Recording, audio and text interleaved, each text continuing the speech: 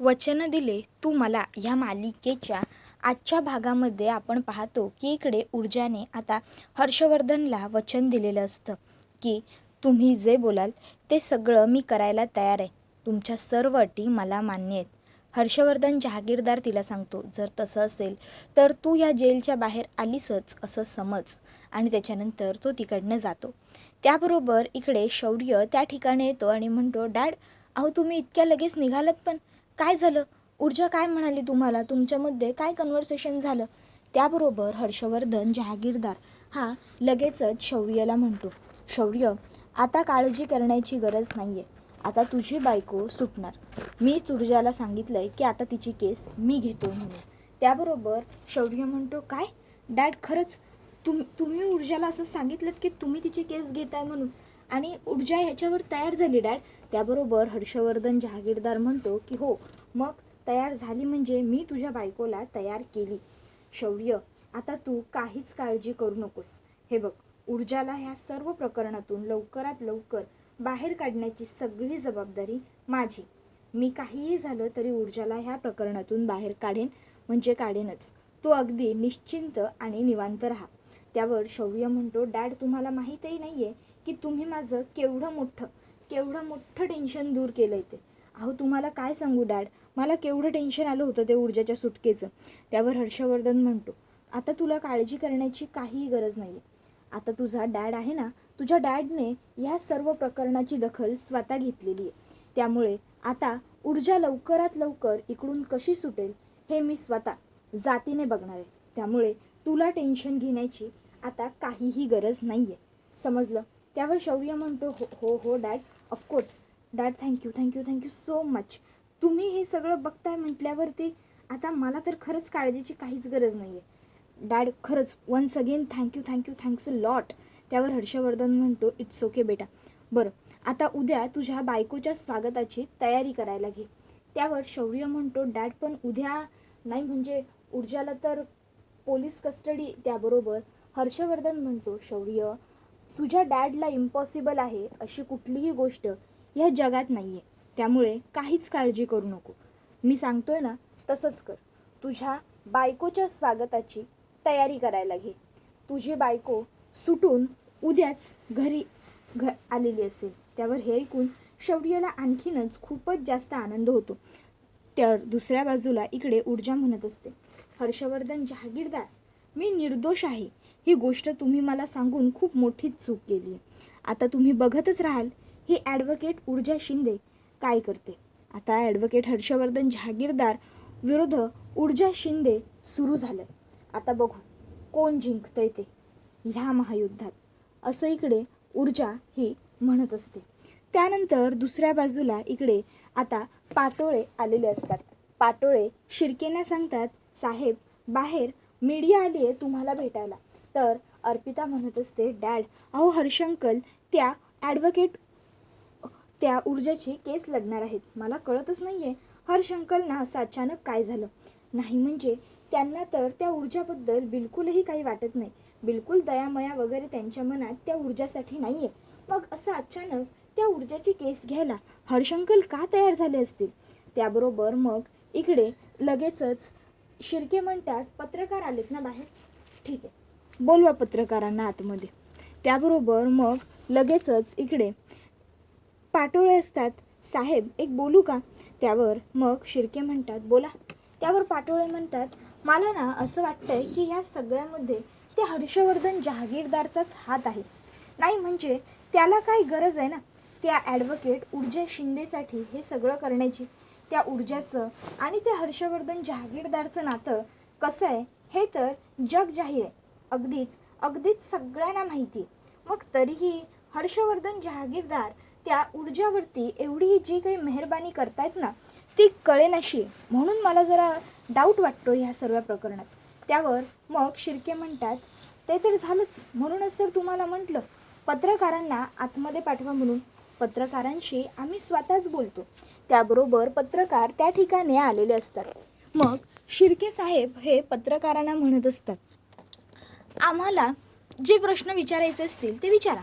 पत्रकार विचारू लागतात, शिर्के साहेब तुम्हाला काय वाटतंय ह्या सर्व खुनाच्या प्रकरणात खरोखर ॲडव्होकेट हर्षवर्धन जहागीरदार यांची सून ऊर्जा शिंदे हिचा हात आहे की तुमच्या म्हणजे दुश्मनीचा फायदा घेऊन कोणीतरी तिसरीच व्यक्ती हे सगळं काही घडवून आणते? तुमचं काय म्हणणं आहे याच्यावरती? त्यावर शिर्के म्हणत असतात की हे बघा, आता हे सगळं नेमकं कोण घडवून आणतंय आणि का, हे तर मला सुद्धा माहीत नाही आहे. पण तरीही मला तुम्हाला सगळ्यांनाच हे सांगायला आवडेल की ह्या सगळ्यामध्ये इकडे हर्षवर्धन जहागीरदार जर ही केस घेत असतील तर नेमकं ह्याच्या मागचं कारण काय हे मला जाणून घ्यायला आवडेल. नाही म्हणजे ॲडव्होकेट हर्षवर्धन जहागीरदार यांनी ही केस घ्यावी असं काय घडलं एवढं? म्हणजे नक्कीच ॲडव्होकेट हर्षवर्धन जहागीरदार यांचा या केसमध्ये काहीतरी संबंध आहे. त्यांचाच तर या सगळ्याशी संबंध असणार, म्हणूनच तर ते हे सगळं करत असतील ना त्यांच्या सुनेला वाचवण्यासाठी. कदाचित सगळा दोष हा त्यांचाच असेल, म्हणूनच तर ते त्यांच्या सुनेला वाचवण्याचे प्रयत्न करत आहेत. काय वाटतं सगळ्यांना? नाही म्हणजे हर्षवर्धन जहागीरदार ही केस का लढतायत हा प्रश्न जर तुम्हाला पडतोय तर ऑफकोर्स तोच प्रश्न मला सुद्धा पडलेला आहे असं आता इकडे ते म्हणत असतात. त्याबरोबर मग इकडे आता दुसऱ्या बाजूला जी आता तीर्थ असते ती शौर्याची वाट बघत असते. शौर्य तिकडे येताच तीर्था लगेचच शौर्याला विचारते, दादा आज ऊर्जावहिनी नक्की सुटेल ना? ऊर्जावहिनी घरी खरंच येईल का रे आज? काय होईल सांग ना दादा. त्याबरोबर मग हर्षवर्धन जहागीरदार हा तीर्थाला म्हणतो, तीर्था तुझी ऊर्जावहिनी आज नक्की सुटेल, काळजी करण्याची काहीही गरज नाही. तिची केस हा हर्षवर्धन जहागीरदार ॲडव्होकेट हर्षवर्धन जहागीरदार लढतो, त्यामुळे ती सुटणार ह्याची गॅरंटी आहे, समजलं? त्याबरोबर हे ऐकून लगेचच तीर्था म्हणते, डॅड खरंच आज ऊर्जावहिनी सुटली ना तर खूप बरं होईल. देवा माझी ऊर्जावहिनी ह्या सर्व प्रकरणातून लवकरात लवकर सुटू दे. माझ्या वहिनीची काहीही चूक नाही आहे, त्यामुळे ती ह्या प्रकरणातून लवकर बाहेर पडू दे. प्लीज देवा प्लीज, अशी प्रार्थना आता इकडे तीर्था करायला लागलेली असते. तर त्या बाजूला आता तिकडे हर्षवर्धन म्हणतो, चल शौर्य आपण निघायला हवं, आपल्याला उशीर होऊन चालणार नाही कोर्टात पोहोचायला. आता ते दोघं जण निघतच असतात. इतक्यात तिकडे आईसाहेब आणि इकडे लगेचच आदित्यसुद्धा येतो. आईसाहेब आणि आदित्य आल्याबरोबर हर्षवर्धन म्हणतो, आईसाहेब आदित्य तुम्ही दोघं कुठे चाललाय? त्याबरोबर आईसाहेब म्हणतात की हर्षवर्धन मला तर अजूनही मी स्वप्नात आहे की काय असंच वाटतंय. म्हणजे कुठलाही फायदा नसताना चक्क तू ऊर्जाची केस घ्यायला तयार झालेला आहेस म्हणून, त्यामुळे मी अजूनही स्वप्नात नाही आहे हे बघण्यासाठीच मला कोर्टामध्ये यायचं आहे. आज तुझा युक्तिवाद नेमका कसा होतो आणि तू काय करून कसं बोलून तुझ्या सुनेला सोडवतो हे सगळं काही मला बघायचं आहे माझ्या डोळ्यांनी. आणि म्हणूनच आज मी सुद्धा तुमच्याबरोबर कोर्टात यायचा निर्णय घेतला आहे. मला सुद्धा आज तुमच्याबरोबर कोर्टात यायचं आहे. त्याबरोबर हर्षवर्धन विचार करतो की नाही नाही नाही नको, आईसाहेब कोर्टात नको. जर आईसाहेब कोर्टात आल्या तर मग आईसाहेबांना ताबडतोब सगळं खरं समजेल आणि आईसाहेबांना खरं समजलं तर सगळंच गोंधळात होईल. माझला आईसाहेबांइतकं चांगलं कोणीच ओळखत नाही, त्यामुळे आईसाहेब घरात राहणंच गरजेचं आहे. त्याबरोबर मग इकडे लगेचच आईसाहेब म्हणतात, पण विजया कुठे आहे? सकाळपासून कुठे दिसली नाही मला. त्यावर मग दिव्या म्हणते, सकाळपासून त्या रूमच्या बाहेरच आलेल्या नाही आहेत ना. मी एक काम करते, मी जाऊन बघते, एकच मिनिट हां. आईसाहेब एवढं बोलून आता लगेचच इकडे ती उठतच असते. इतक्यात हर्षवर्धन म्हणतो, दिव्या थांब. तोपर्यंत त्या ठिकाणी विजया हजर होते. आता विजया ही तिकडे येत असते.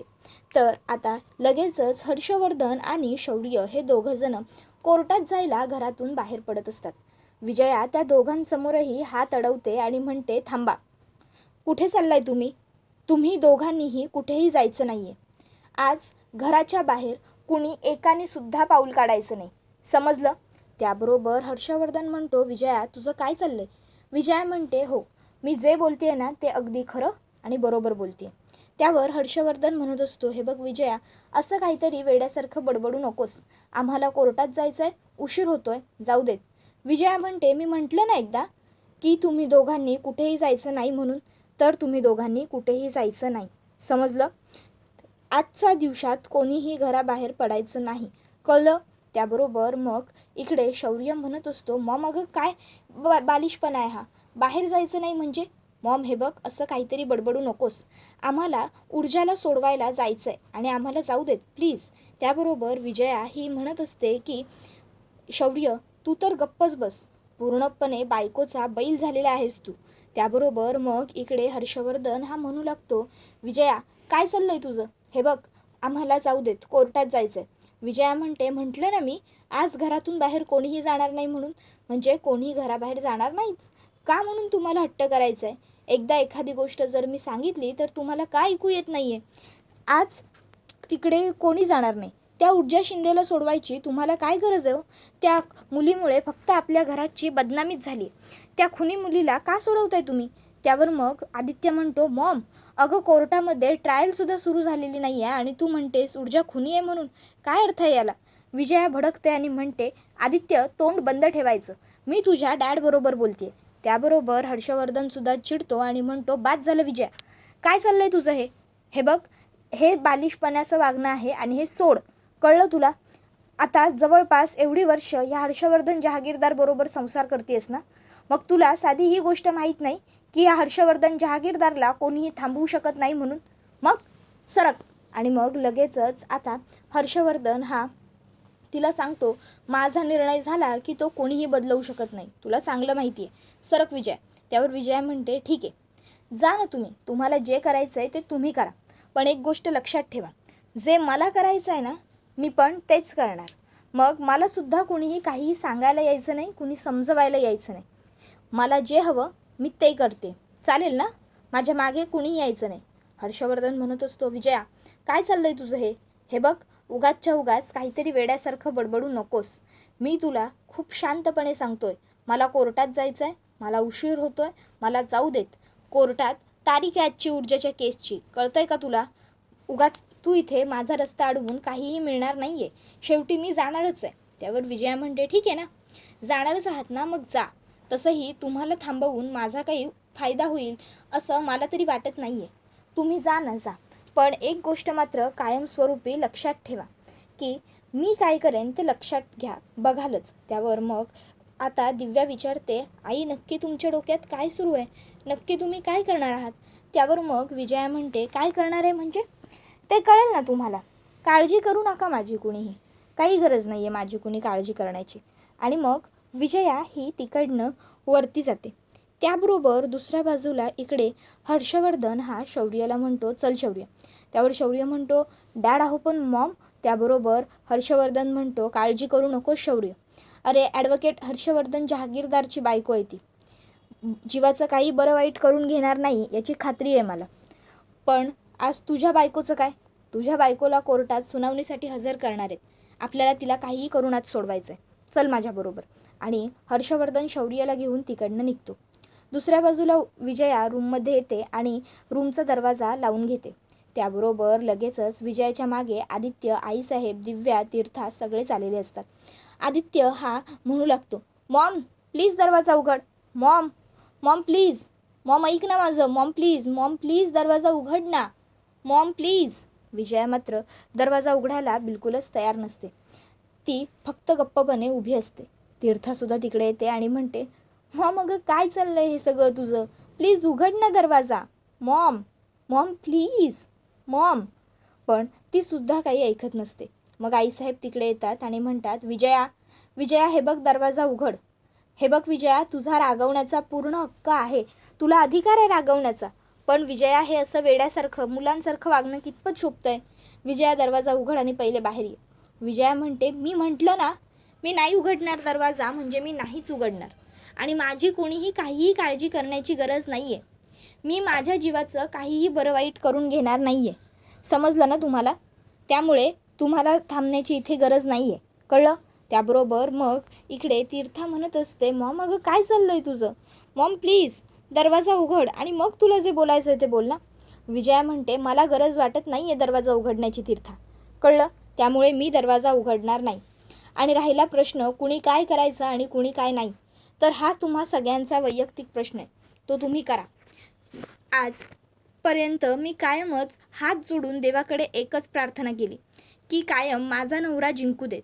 पण आज मी देवाकडे असं काहीतरी मागणार आहे ना, जे मी ह्याआधी कधीच मागितलं नव्हतं. आणि ते म्हणजे माझा नवरा ही केस हरू देत. हो, मी देवाकडे प्रार्थना करणार आहे माझ्या नवऱ्याने हरू दे अशी. आणि जेव्हा मला हर्षवर्धन जहागीरदार केस हरले अशी बातमी येईल, तेव्हाच मी दरवाजा उघडेन. इकडे आदित्य आता मग आईसाहेबांना म्हणू लागतो की मला काय वाटतं, आपण इथेच थांबायला हवं. त्यावर दिव्या म्हणते, आईसाहेब तुमची इच्छा पूर्ण होईल. त्याबरोबर सगळे दिव्याकडे बघतात. त्यावर दिव्या म्हणते, म्हणजे तुम्हाला वाटतंय तसं होईल सगळं, पण प्लीज प्लीज तुम्ही आई बाहेर या ना आता. त्यावर विजया म्हणत असते, नाही म्हणजे नाही, मी बाहेर वगैरे काही येणार नाही आहे. हर्षवर्धन जहागीरदार कोर्टात हरले ही बातमी मला आणून द्या, मग त्यानंतरच मी बाहेर येईन. त्यावर आदित्य म्हणत असतो, मॉम अगं काय चाललंय तुझं आणि हे काय वेड्यासारखं बडबडती आहेस तू? डॅडने हरावं अशी प्रार्थना करणार आहेस तू? खरंच मॉम प्लीज नको ना असं लहान मुलांसारखं वागू बोलू, प्लीज प्लीज मॉम बाहेर ये गं. त्याबरोबर मग आता इकडे आईसाहेबसुद्धा खूप प्रयत्न करतात इकडे विजयाला बाहेर बोलवण्याचे, पण विजया काही ऐकतच नसते. शेवटी आदित्य म्हणतो, आजी मला काय वाटतं, आपण मॉमला ह्या अशा अवस्थेत घरामध्ये एकटं सोडून जायला नको आहे, आपण घरीच थांबूया. त्यावर आईसाहेबसुद्धा ठीक आहे म्हणतात. तर दुसऱ्या बाजूला कोर्टामध्ये इकडे ॲडव्होकेट विकास हे हजर झालेले असतात. त्याचबरोबर हर्षवर्धनही आलेला असतो. ॲडव्होकेट विकास लगेचच स्वतः येऊन हर्षवर्धनला हात मिळवतात आणि म्हणतात, अरे आज चक्क ॲडव्होकेट हर्षवर्धन जहागीरदार, म्हणजे सुनेच्या बाजूने सासरा केस लढणार, तर एका दिवसात हरली तुमची सून. त्याबरोबर मग हर्षवर्धन जहागीरदार म्हणतो की सुनेच्या बाजूने सासरा नाही, त्याच्या अशिलाच्या बाजूने हा ॲडव्होकेट हर्षवर्धन जहागीरदार लढणार आहे, लक्षात ठेवा. आणि मग तो सुद्धा हात वगैरे मिळवतो. तोपर्यंत त्या ठिकाणी शिर्के साहेब कोर्टामध्ये हजर झालेले असतात. शिर्के हर्षवर्धनकडे रागाने कटाक्ष टाकतात आणि खाली बसून घेतात. तर दुसऱ्या बाजूला ऊर्जालासुद्धा कोर्टात हजर केलं जातं. शौर्य ऊर्जाकडे बघतो, ऊर्जा शौर्यकडे बघते, वकील साहेब फक्त ऊर्जाकडेच बघत असतात. त्यानंतर मग ऊर्जाला हर्षवर्धन जहागीरदारचे शब्द आठवू लागतात. हे बघ, या सर्व प्रकरणातून, ह्या केसमधून फक्त आणि फक्त तुला एकच व्यक्ती बाहेर काढू शकते, आणि ती म्हणजे मी स्वतः ॲडव्होकेट हर्षवर्धन जहागीरदार. आणि मी तयार आहे तुला ह्या सर्व प्रकरणातून व्यवस्थित बाहेर काढायला, सोडवायला. पण त्यासाठी आधी तुला मी सांगेन तसं करावं लागेल. तुला शौर्याला डिवोर्स द्यावा लागेल, तुला वकिली कायमची सोडावी लागेल, आणि हे सगळं तुला मी करायला सांगितले. हे तुला कोणालाही कळू द्यायचं नाही आहे, कळलं? त्यानंतर मग आता कोर्टामध्ये जज साहेब आलेले असतात. जज आल्यावर सगळेच उठून उभे राहतात. जज बसतात आणि सगळ्यांनाच बसायला सांगतात. सगळेच जण खाली बसतात. जज साहेब विचारतात, तर ॲडव्होकेट हर्षवर्धन जहागीरदार, कालच ऊर्जा शिंदे, आरोपी ऊर्जा शिंदे यांना आम्ही 2 दिवसांची कस्टडी सुनावली होती, पण तरीही आज तुम्ही ही तारीख मागून घेतलेली आहे. याचं काही खास कारण आहे का? त्याबरोबर हर्षवर्धन भजनकडे बघतो आणि त्याला एक फाईल देतो. भजन ताबडतोब ती फाईल वरती सबमिट करतो. जज साहेब लगेचच ती फाईल उघडून व्यवस्थित तपासतात. त्यानंतर मग हर्षवर्धन म्हणत असतो, हो जज साहेब, ऑफकोर्स कारण तर आहेच. आज ह्या कोर्टामध्ये मी असे काही साक्षी, असे काही पुरावे सादर करणार आहे, ज्यानंतर या केसची पूर्णपणे दिशाच बदलून जाईल. जज साहेब परमिशन द्यावी. त्याबरोबर हर्षवर्धनला परमिशन मिळते. त्यानंतर तो म्हणत असतो की माझ्या अशिलाने जी गोळी झाडली तीच गोळी लागून त्या विक्रांत शिर्के याचा खून झाला आहे असं कुठेही अजून सिद्ध झालेलंच नाही आहे. मग माझ्या अशिलाला कोठडीत ठेवण्याचं कारण येतच कुठे? जोपर्यंत पोलीस पूर्ण तपास करत नाही तोपर्यंत माझी अशील आरोपी कशी? त्याबरोबर मग दुसरे जे वकील साहेब असतात ते म्हणतात की पण आरोपी हिने जर गोळी झाडली नाही तर मग विक्रांतला गोळी झाडली कुणी? त्याबरोबर लगेचच आता हर्षवर्धन म्हणतो, हे शोधून काढणं पोलिसांचं काम आहे की माझ्या अशिलाचं? इन्स्पेक्टर साहेब, हे सगळं अशिलाने शोधायचं की पोलिसांनी? म्हणूनच मी कोर्टाला अशी विनंती करतो की कोर्टाने माझी सून म्हणजेच ऊर्जा शिंदे हिला ताबडतोब बेल मंजूर करावी, कारण मुळात माझ्या सुनेचा काही दोष नाहीच आहे, ती गुन्हेगार नाहीच आहे. त्याबरोबर आता ऊर्जा हे सगळं फक्त बघतच राहिलेली असते. त्याबरोबर हा व्हिडिओ इथेच संपतो. व्हिडिओ आवडला असेल तर व्हिडिओला लाईक करा. धन्यवाद.